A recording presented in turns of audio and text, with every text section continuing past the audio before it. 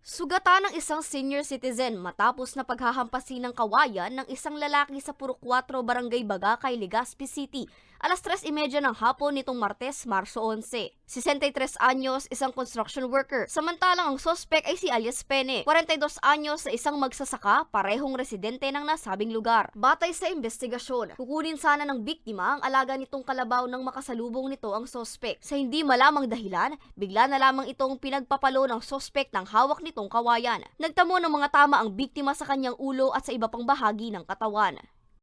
May daldala itong medyo matalas na kawayan. Ito yung ginamit niya doon sa senior citizen natin para kanyang saktan. Ipapasailalim naman ng mga otoridad ang sospek sa isang eksaminasyon para malaman kung may problema ito sa pag-iisip. Nasa kustudiya pa siya ng Legazpi CPS at naharap sa kasong frustrated homicide. Buto naman sa kaso kasi ito ay yun nga po ay ating inano yung kamag-anak kung meron may sinasabi natin na kakundian sa pag-iisip, siguro ay ipasailalim agad natin sa legal attention para hindi po manakit ating kapwa.